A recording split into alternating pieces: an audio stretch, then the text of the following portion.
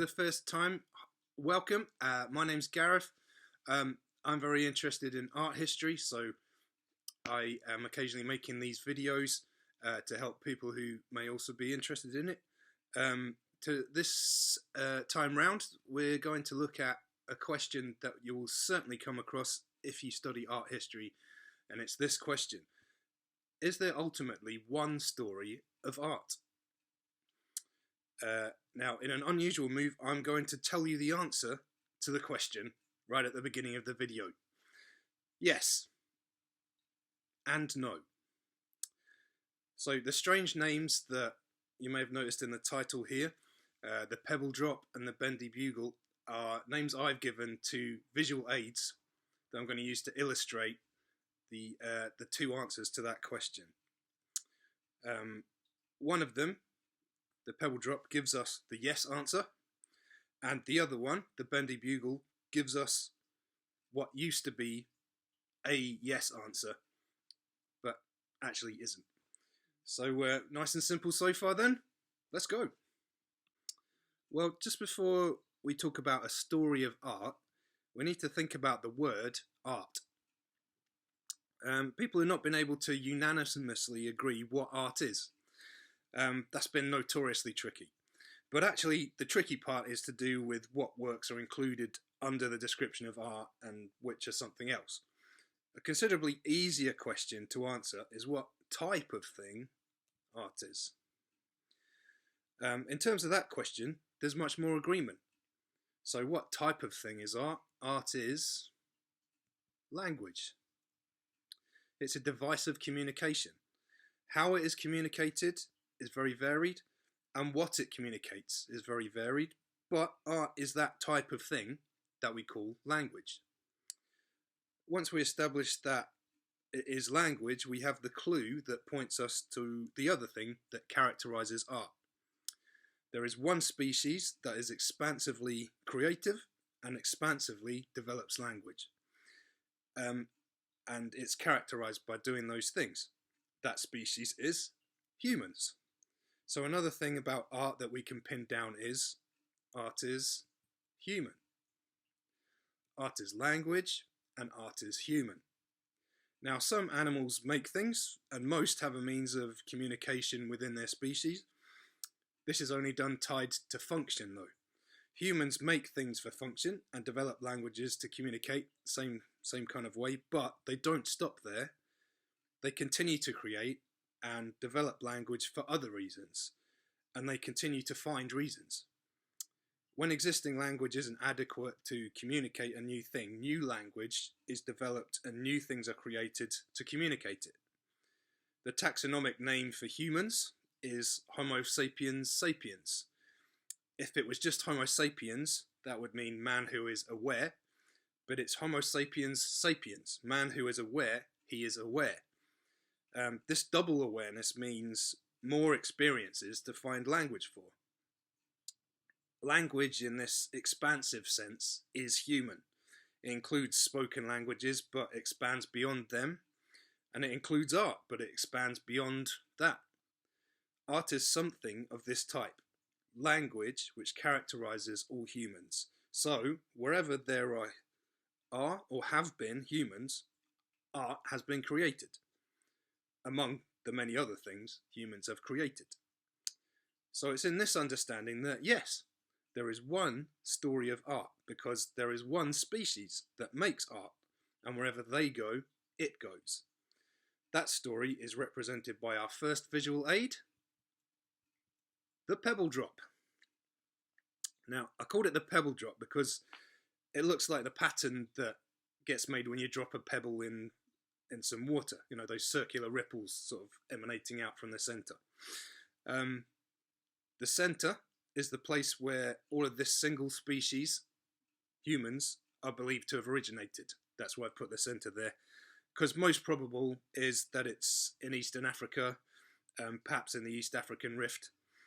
At a certain point, humans begin to migrate outwards. Thus, we've got these lines coming out from the center. And eventually, they inhabit all the continents, except Antarctica. So don't take the diagram, though, too literally, just to say the migration was overland. It was a long time until they invented ways to travel across bodies of water, and much longer still until they could travel over oceans. So just to simplify matters, I've got the circles going over the whole globe. I know, but I'm aware they didn't migrate over the oceans. So the people who set off from East Africa were already making things and using language. What is to become art happens and grows on the way. We may associate art with settled societies, but it's much earlier. Settled societies do change art, but they're not required for art. So we got some examples to show you just how early things happen. What you can see in this picture here is engravings made by a human onto a shell. It's 500,000 years old, and it was found here in Indonesia. And these bits of equipment here are for making paint pigment. So like the first sort of paint making factory, if you like, that's ever been discovered, and that was discovered down in South Africa in Blombos Cave. I've tried to point as precisely as I can to that on the map, and that was 100,000 years ago. So we are going back a long way to see that we've got evidence of this creative impulse of the art. The art maker has already, as you can see, had travelled a long way from their original home, and they are already creative people. Okay, so back to our map again. We're going slightly more recently in time, but far from recently. This cave painting that you can see here is in Lascaux, which is in southern France. That was painted 35,000 years ago. And this painting here,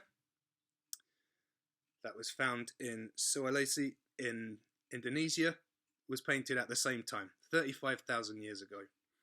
So you got to remember, a very, very long time ago, human beings have already migrated huge distances, and they are already creative people. They're creating art. Now, not too long after that, slightly more recently, this zebra, you can hopefully see that a little bit, was found. Oh, sorry. Well, it wasn't found 30,000 years ago. It was painted 30,000 years ago, also in a cave in Namibia. And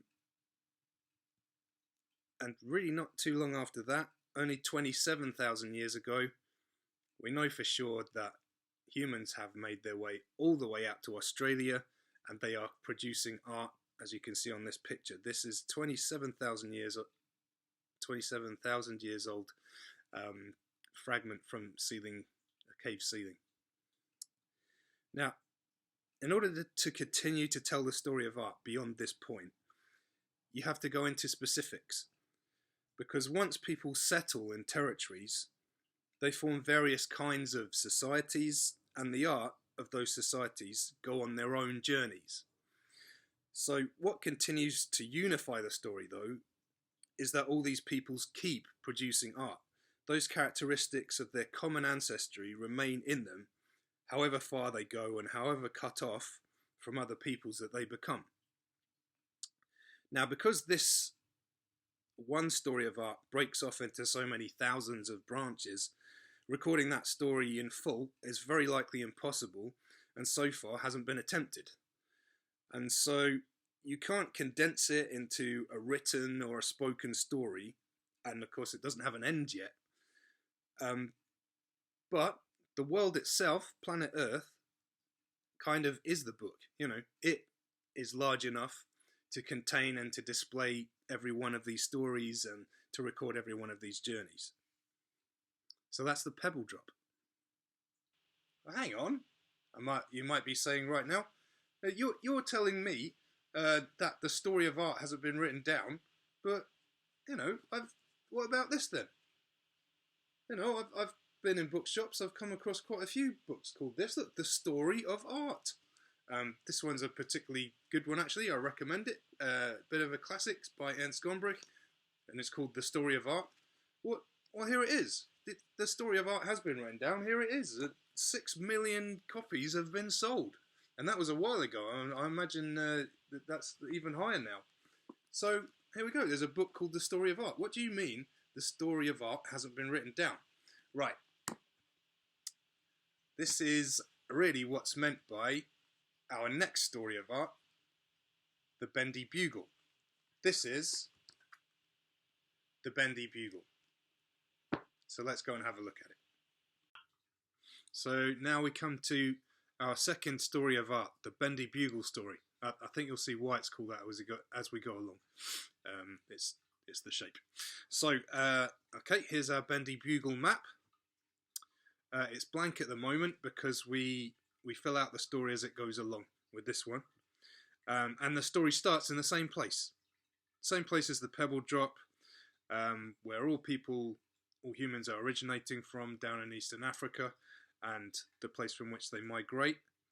But instead of following all of the humans who migrate, like we did in the Pebble drop story, the Bendy Bugle story follows just a few of them. A few of them who migrate northwards. They go north and they reach an area that we now call the Near East. They may not necessarily have gone there directly. They may just have possibly migrated further out and then come there at a later time. That's not particularly important. They come to the Near East. Now, the Near East is difficult land to live in. Look how kind of sandy and bare it is. It's not kind of grassy, you know.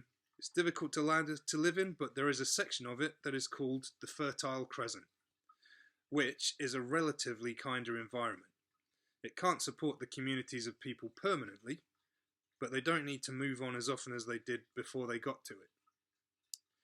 And it's in these two regions, to the east and to the west of the Fertile Crescent, where two permanent settlements that are permanent, complex, and with high populations grow up. These types of settlements are called civilizations. To cut the very long story of civilizations short, these two begin because of a natural event.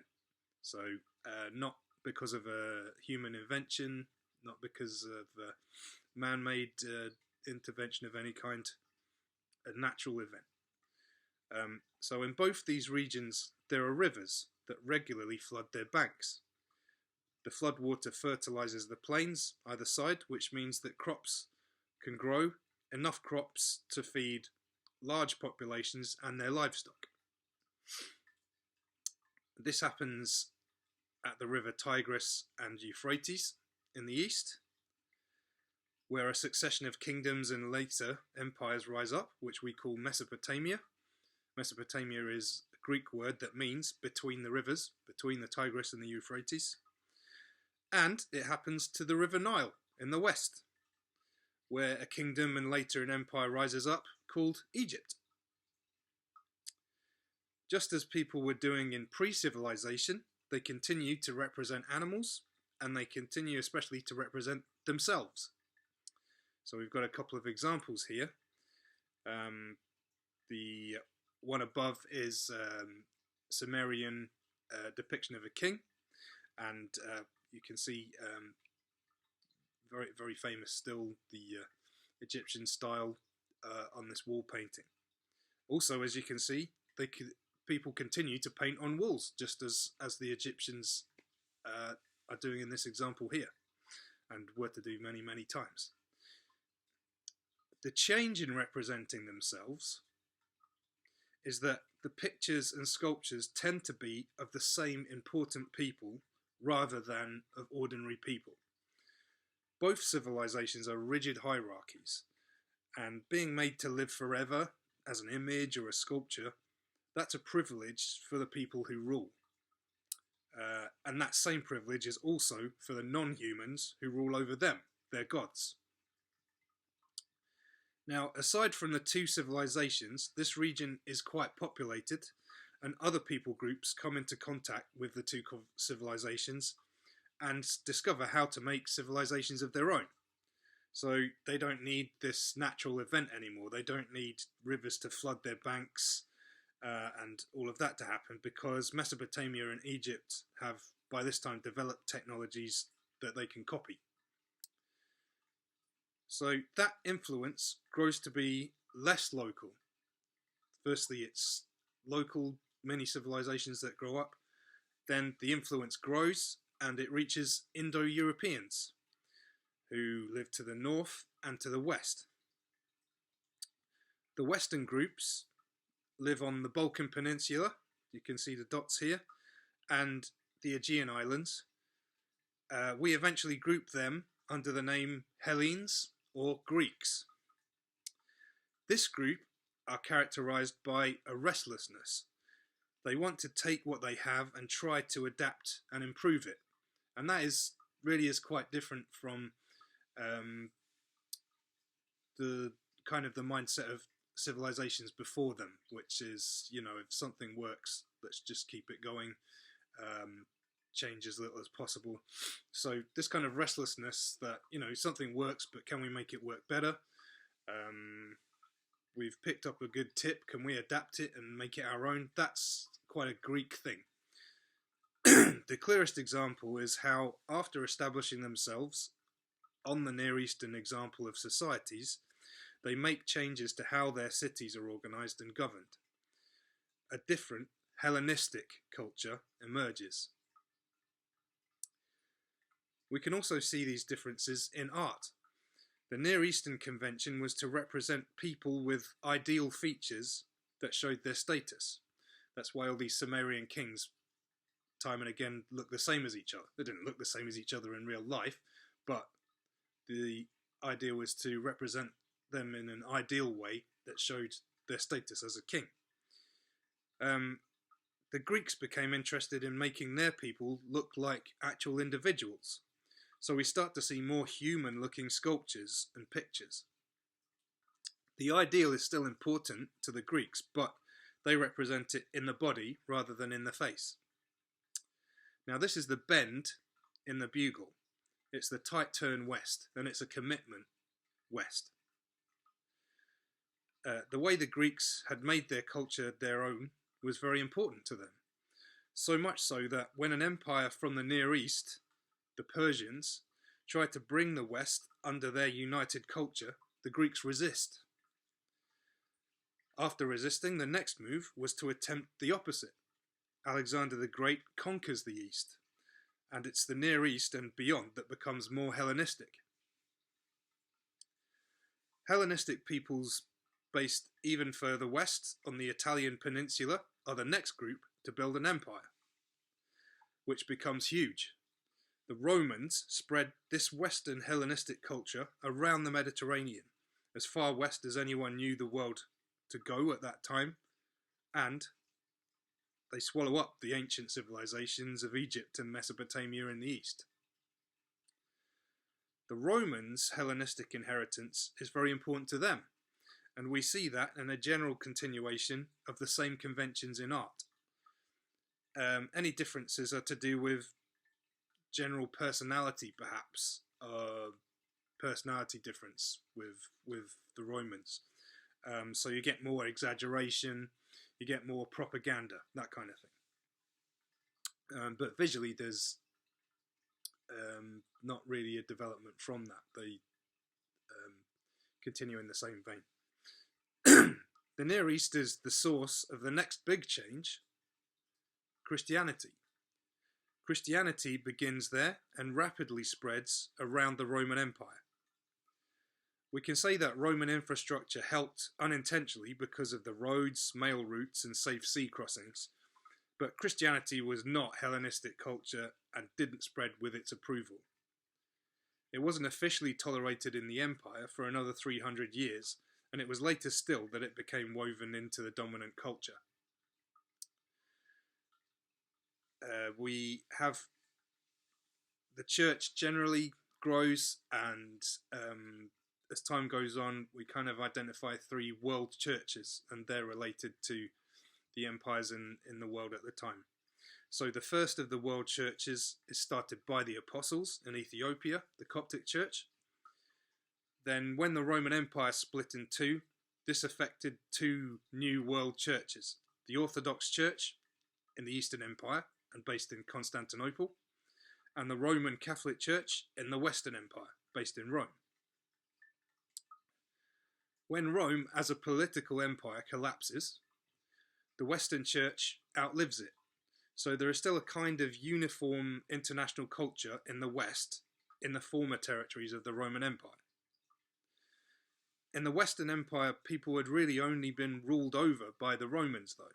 So when they left, they didn't know how to maintain the high culture they had been under, and they take some backward steps.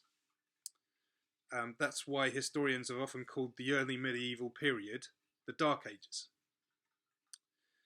Christian missionaries had already gone into Europe, beyond the boundaries of the empire, since the beginning of the church, and individuals had made real commitments, they'd become Christians. But the approach becomes rather different post-empire. So missionaries seek out leaders of tribal groups, and they're kind of like salesmen trying to convince the chiefs to change their broadband supplier. So conversions are made based on the advantages it would bring for the chiefs over their old pagan package. The church in Rome is still quite Hellenistic, but when it reaches Europeans who are new to it, that adjusts it every time. Because the Europeans, especially the Northern Europeans, aren't bringing Hellenism to their Christianity.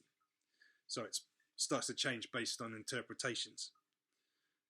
Art is a good way to see this. Europe adopts this continuous trend we've already looked at, depicting people. They're still interested in doing that. Normally now it's biblical characters or the saints, but they had been more like the ancient cultures that had made people look like ideals rather than individuals, like the Greeks had done. So we can look at this early medieval icon, and you kind of see a return to that idea of ideals rather than individuality. So the funnel of the bugle becomes a lot wider, incorporating all of Northern Europe eventually. The Near East and North Africa come under a separate Arabic culture at this time with the rise of Islam. In the late medieval period, there is a rediscovery of Hellenistic culture. The French called it a rebirth or renaissance. This set Western art on a journey that I will talk about on another video, so not right now. The last major development in the Bendy Bugle story is that European nations make their own empires and colonize lands in the rest of the world. Some of that is still a movement west, for instance, North and South America, but this happens in all directions. It's more Western by nature rather than Western relative to geography. It's kind of Westernism. The belief is absolutely rigid that the colonizers are the ones with culture to give, and the colonized people are the ones who should gratefully receive it. In terms of art, that belief doesn't start to change until the 19th century. When it does, the influence is huge.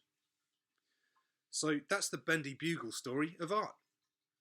You can see our red section here depicting the story. Looks kind of like a bugle with a bend in it. The Bendy Bugle. So books like this one, The Story of Art, which by the way I absolutely am recommending, it's brilliant. That's the Bendy Bugle. That's what we're talking about. That's what Ernst Gombrich is referring to when he writes The Story of Art. That's also true of books that kind of go into more of a detail or sort of try to recover bits that are missed out of The Story of Art. This is a bit of an old one, I know, looking quite faded. The Social History of Art. So, and this is by an author called Arnold Hauser, and he's basically telling the Bendy Bugle story again, but pointing out that actually the role of ordinary people was much more important than the story used to imply. Definitely a revision of The Story of Art. This is published just a couple of years ago. Katie Hessel's book, another really good one. It's called The Story of Art. You can't really read this bit. The Story of Art Without Men. So it's a sort of a full addressing of an issue which is ridiculous, really, which is that all the time since the year dot, since the very first people were creating things, half of those people were women, and even in the male-dominated periods in the West, there were still important women involved in the creation and the production of art. So, but one thing for all the important sort of new information that Katie Hessel gives, she isn't broadening the story of art. She is talking about the Bendy Bugle and putting women into that story where they've been missing. So we're just going to go and sort of draw these two things together now, look at our two stories, do some assessment. See you there. Okay, so we've had the story of Western art, the Bendy Bugle story of art. Let's put our Bendy Bugle map on the Pebble Drop map. And I think the thing we notice immediately is how very small it is. There's a great deal of the world that does not fit in our red section there, the Bendy Bugle. Now, remember the detail I gave about the two civilizations, that they started with rivers flooding their banks. Now, I added that little detail because, in fact, that exact same thing happens in two other places, at two other rivers. It happens to the Indus River here, and it happens to the Huanghe River here in the Far East. And not very long after it happens in Mesopotamia and Egypt, it's not too long afterwards, the same thing happens where these two rivers flood as well. Civilizations develop. The ancient Indian civilization on the Indus and the ancient Chinese civilization on the Huanghe or Yellow River. As before, neighbouring peoples also create static societies based on their example. All of them become complex cultures that produce art, independently of Mesopotamia and Egypt, who they've not heard of or had any contact with, and their art goes on their own journeys. Also, starting in a different way, not with rivers flooding, civilizations also grow up in sub-Saharan Africa and in the Americas. And again, the same developments. And so far, I've only mentioned civilizations. Many other types of human societies exist all over the world, and among the things they produce, there is always art. Art making is from the language creating impulse that is tied to being human. So wherever there were people, there was art. The Bendy Bugle story is a well-established one, and it's told from inside the Bendy Bugle. That's a significant thing to acknowledge. It's a European story. Okay, so because Hellenism and Christianity were essential ingredients for that civilization, for Western civilization and its art, the assumption was long made that those two things were essential for any civilization, and only a true civilization produces art. It would be said that any human can make pictures and sculptures, but only civilizations can make art. So as there comes to be encounters with things that are going to contradict that idea, sort of new notions are brought in against that. So what we have is arguments against world art, against the Pebble Drop story of art. First thing, we kind of covered that already. Art is only produced in civilizations. There's immediately a challenge to that because there are at least two other civilizations. Really, there are a fair few more. So then we come to this other important argument. Western civilization, the Bendy Bugle, needed Hellenism and Christianity in order for it to become the civilization it was. So all civilizations need them. So that means that these civilizations like the Indian, the Chinese, etc., they're almost civilizations. That would be the Western view. What they need still is to have the influence of Hellenism and Christianity in order to become true civilizations. In true civilizations, what's produced there can be considered to be art. So this is the kind of arguments that started to be made against quite a lot of contradiction that started to come in the direction of the West. So when by the 19th century there was too much known that contradicted that to ignore, Western artists either simply accepted it and became interested in art of the wider world. For artists generally, that was the direction they took. Or people found ways to make distinctions to exclude world art.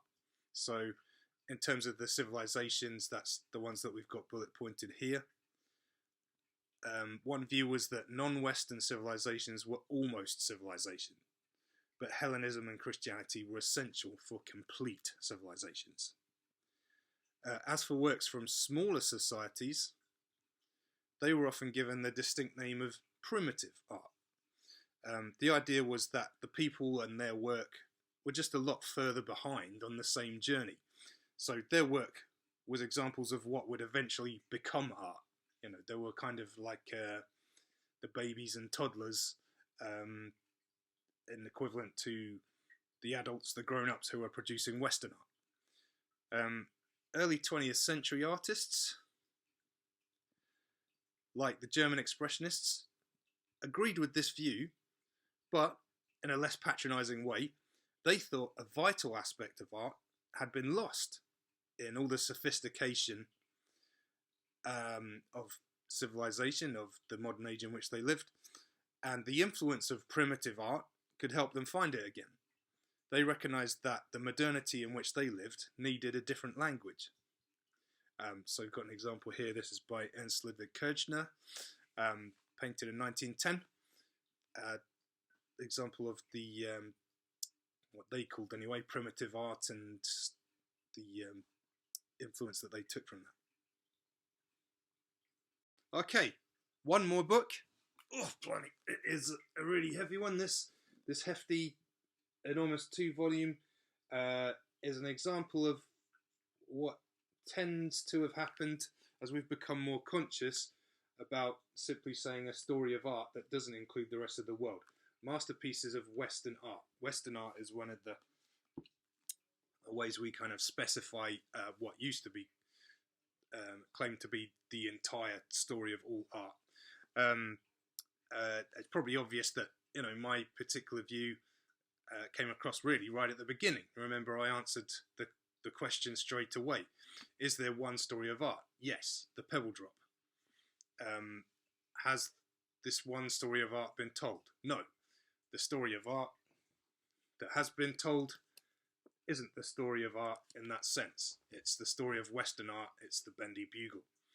Okay, so yeah, hopefully that's been an enjoyable and informative video. Just to say, this video will be followed up by one where we look at Western art again, and the journey that I referred to. So Western art goes on a general journey, a sort of an objective that it carries for a long time, and then we're going to bring a comparative to that journey by looking at work from elsewhere, from other civilizations of the world, to see that it's actually been on its own journeys. So what sort of would be traditionally implied as, well, just like art needs to have had Hellenism and needs to have had Christianity and needs to have been in this particular civilization to count as art, that, well, if it's really art, it's been on this journey. You know, things from elsewhere in the world show us that the journeys of art are much broader. So yeah, I hope you'll join me for that. I hope I didn't explain too much about what I'm going to cover in that video just then. please still join me. Thanks so much for watching this one, and goodbye.